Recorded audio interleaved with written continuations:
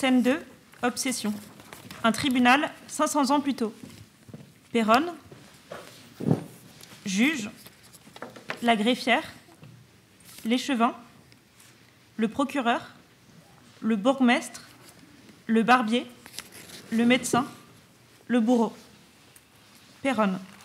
Si cela ne vous offusque point, je pense qu'il serait plus intéressant de reprendre 500 ans plus tôt. Madame Péronne Cholacel, veuve Renard, née le 6 mars 1456 à Voide, arrêtée le 20 mai 1485 en son auberge. Veuillez vous présenter devant messieurs le juge, sieur le bourgmestre, flanqué de son échevin. À mes côtés, monsieur le procureur. Nous vous demandons de nous rappeler les faits vous-même, ne sachant plus quelle version entendre. Nous souhaiterions écouter avec détail celle qui sort aujourd'hui de votre bouche. Monsieur le juge, puisque vous me le demandez et malgré la douleur que me cause de vous faire encore ce récit, me voilà qui m'en vais vous raconter une nouvelle fois l'affaire. Nous devions être lundi, ce me semble. Les 4 soldats allaient par le village, environ soleil couchant. Ils avaient permission pour 7 jours pleins. Ils avaient grande soif. D'aventure, on rencontrait mon hostellerie. Ils ont commandé boissons et liqueurs, n'ont pas cessé de boire de 4 heures de l'après-midi au souper où j'ai porté le repas. Après cela, leur est dit qu'il n'y avait point de chambre où coucher, mais eux voulaient rester, continuant de s'abreuver et comptant des grivoiseries. Mais monsieur le juge, la rumeur m'annonce que vous me citez en justice et que vous m'accusez. Je suis prête à vous écouter. Que me reprochez-vous? Bien, nous vous remercions et allons justement dès à présent et sans attendre écouter les griefs retenus à votre encontre. Messieurs, si vous voulez bien nous éclairer sur la dite affaire. Madame le greffier. Nous avons reçu témoignage par plusieurs personnes qui n'ont pas souhaité être citées que vous avez laissé voir vos charmes audits messieurs Coupechauffe, Mortecaille, Bridel et André. Que par là même, vous avez quitté votre rôle de femme respectable. Que vous avez proposé votre couche en place qu'aucun lit ne se trouva disponible dans votre hostellerie. Cela est complètement faux. Vous n'avez pas encore la parole. Poursuivez, messieurs. Que vous avez fait savoir aux 10 soldats qu'au diable, ils vous trouveraient seulement. Je leur ai simplement dit, après leur avoir prié à maintes reprises, qu'ils voulurent bien déporter, de m'injurer et de me pincer la poitrine, d'aller quérir le diable plutôt que moi-même, qu'avec eux, je n'irai point hors de la dite salle commune, ni ailleurs en mon déshonneur. Vous n'avez pas encore la parole. Comment avez-vous porté dommage aux 10 seigneurs Coupechauffe, Mortecaille, Bridel et André?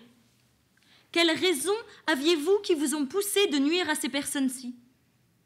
Afin que vous disiez la vérité de ces accusations, et si vous persistez à ne les dire par votre bouche, par voie de questions et tourments de Géline, nous vous la ferons dire.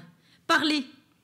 Pensant, monsieur le juge, que vous faites erreur quant à l'accusation. Je tiens à réaffirmer ma position de victime dans la dite affaire, que ces soldats se sont tout bonnement jetés sur moi avec force, injures et violence, sans même tenter de le dissimuler. Elle pense. Elle pense. Une femme qui pense seule pense à mal. Page gna gna gna gna gna, ligne gna gna gna gna gna du Malleus Maleficarum. Impudente. Nous vous accusons d'avoir profité de votre solitude pour vous laisser séduire, d'avoir caché sous des aspects vertueux tout un ensemble de vices.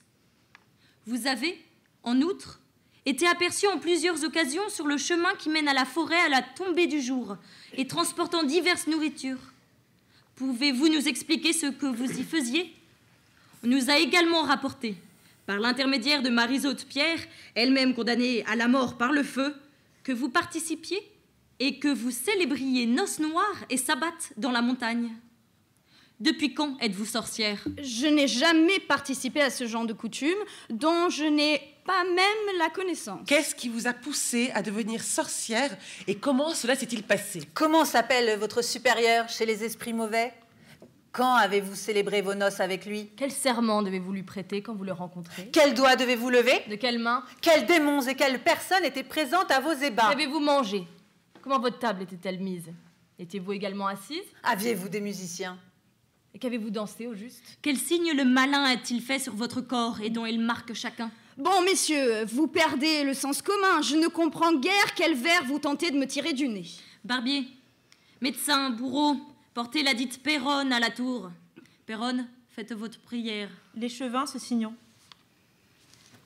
Oh, quelle imprudence ce fut de vous laisser faire vos seins, dresser l'autel, le parer, le charger, l'enterrer de fleurs. Barbier, médecin et bourreau n'entrent pas en scène. Au juge. Mais où sont-ils? Le juge fait signe de commencer sans eux.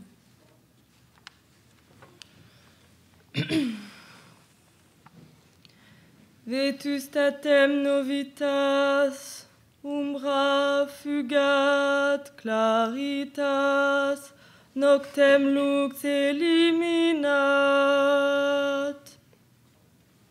À genoux, et dit Amen. Assez mangé d'herbe et de foin, laisse les vieilles choses et va.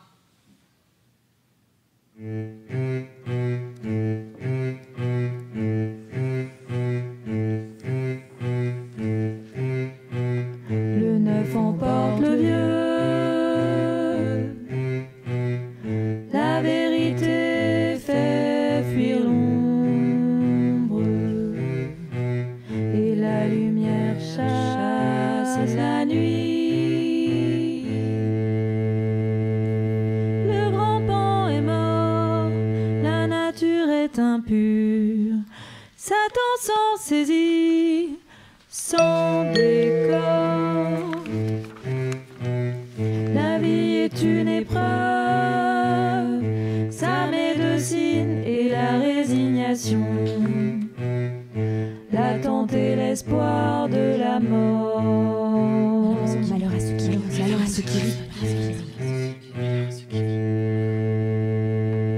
Mais si nous ne pouvons rire, comment porter la vie?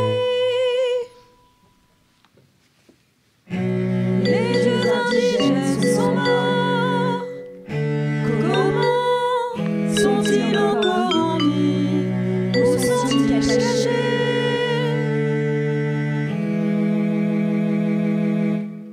La femme les porte en elle, ces animaux s'évoluent. Il faut percer la femme au cœur, de ses entrailles naît le diable. Qui chaque fois mort renaît de ses cendres. Il suffit, si ce n'est par confession. Autrement dûment nous apparaît, Icelle, Péronne, être coupable. Qu'on la punisse et exécute en lieu et justice comme bon nous semblera. Comme il est de coutume, j'introduirai l'office par les mots de Saint Jean. Si quelqu'un ne demeure pas en moi, il est comme le sarment jeté dehors et il dessèche. Les sarments secs, on les ramasse, on les jette au feu et ils brûlent. Tous les apostats au bûcher. Si vérité est que vous me pensez sorcière et que vous dites que vous êtes mes juges, avisez-vous bien de ce que vous faites, car je suis envoyé par le diable et que vous vous mettez en grand danger. Le juge, se cachant le visage pour ne pas la regarder dans les yeux. Il n'est toujours pas temps pour vous de parler. Barbier, médecin, bourreau. Une femme décente garde les yeux baissés, s'abstient de mots flatteurs et de clins d'œil provocants. Puisque vous persistez à me vouloir coupable et que la seule issue est pour moi la mort, je peux à présent confesser que si je m'en vais par la forêt, c'est uniquement dans le but d'honorer nos anciens dieux qui attendent.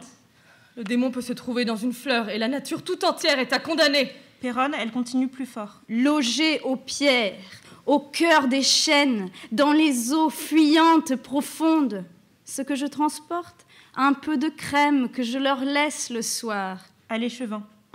Ceux-là ne paraissent plus que de nuit, car vous les avez exilés du jour. Barbier, médecin, bourreau, quelqu'un peut-il aller les quérir? Elle crie. Je vais saluer Vénus, Diane et Minerve. Quel mal font-elles dans la forêt? De concile en concile, vous les poursuivez, et par-dessus, nous donnez chasse. Croyez bien ce qu'il vous plaît à croire. Vous répandez la mauvaise science. La pharmacie des poisons, vous espionnez les étoiles et les animaux. Pourquoi ne vous voit-on jamais à l'église? Je n'ai pas besoin de m'y rendre, mais vous ne me tenez quitte. Vous exigez que j'y vienne pour écouter ce que je n'entends plus. Qu'irai-je confesser à l'Église? Les petites choses de nature dont elle me reproche? Un vœu à la Vierge ne serait pas efficace. Ce n'est pas l'affaire de Marie. Bon, ils sont où le barbier, le médecin et le bourreau? Oui, on est là. On arrive. Pas besoin de crier. Mais qu'est-ce qui vous arrive? Pourquoi vous n'avez pas fait votre entrée quand je vous ai appelé? Le barbier pousse le médecin. Allez, explique-leur, toi, vas-y. En fait, on a pris une décision. On veut pas entrer en conflit, mais... En fait, faut pas que vous le preniez mal ou que vous nous croyiez faibles, hein, mais... Ou que vous nous jugiez trop rapidement. On sait plus trop si on est d'accord de jouer ces rôles-là. On en a marre parce qu'on est des garçons, on joue tout le temps le rôle des méchants. Voilà, des méchants, et on aspire... D'autres personnages qui seraient plus dans l'air du temps, quoi. Ouais, j'avoue que moi, ça me met mal à l'aise, ce truc de torture sur Péronne, là, quand je lui plante l'aiguille sur le grain de beauté pour voir si elle a mal. Vos histoires de stigma diaboli, là, qui prouveraient son alliance avec le diable. Ouais, puis moi, j'en peux plus du moment où on l'accroche à l'échelle pour la pousser dans le feu, alors qu'elle vient de se faire violer par 4 soldats. C'est ça.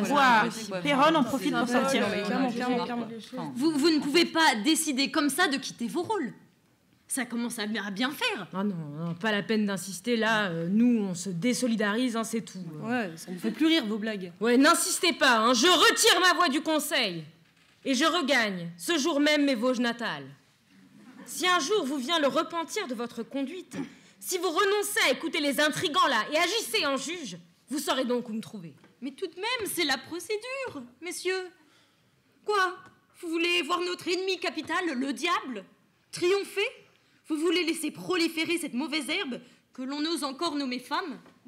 Moi, je ne me sens pas tellement homme, finalement. Depuis 16 ans que j'ai la haute main sur les procès capitaux sur les terres de Lorraine, j'ai présent à l'esprit non moins de 800 cas de sorcellerie manifestement avérés, qui par la sentence de notre échevin ont été suivis d'une condamnation à mort, sans compter un nombre presque égal d'accusés qui ont sauvé leur tête soit en prenant la fuite, soit en manifestant une résistance inébranlable dans les tortures. Mais jamais dans ma carrière, je n'ai fait face à une telle mutinerie. Jamais. Je ne souhaite plus être le chirurgien de votre renaissance, le bourreau, l'homme à la main hardie qui joue à propos du fer et casse les os, tue et parfois sauve, pense s'en pendre jusqu'au bout. Je suis lasse de vos basses besognes. C'est bientôt fini, ces élucubrations. Comment nous allons faire, nous, maintenant? Sans test et sans médecin? Comment allons-nous déterminer si oui ou non elle est sorcière? Et qui va l'accompagner dans la mort? Ce sera sans nous. Ils sortent. Mais alors, cela veut dire que nous n'allons pas mettre le feu à la tour aux sorcières? Moi, je voulais aller faire la cérémonie de l'exécution à la tour. Il pleure. J'ai déjà prévenu tous les villageois. À Claude Bourlier, du recours, ont été payés par le disieur receveur 6 francs pour fourniture de gros bois et 3 francs pour un demi-cent de fagots pour brûler le corps de la dite Péronne. Mais qu'allons-nous faire de tout ce bois? Et alors, ça veut dire également qu'elle ne va pas nous raconter ses rapports sexuels avec le grand bouc? Et l'histoire du balai enduit d'onguents maléfiques, là... Et comment cela se passe-t-il pour que vous puissiez vous envoler? Ne prononcez-vous pas une formule? Mais où est-elle au juste? Oui, on veut connaître la formule! La mort toute nue! On veut connaître tous ses secrets, toutes ses recettes! Oui! Le bourgmestre, le greffier et l'échevin partent à sa recherche. Restent le juge et le procureur. Ah, je l'ai pas bien senti, moi, cette scène-là. J'étais pas dedans. Moi, je crois que j'en ai fait un peu trop. T'en penses quoi, toi, Marguerite?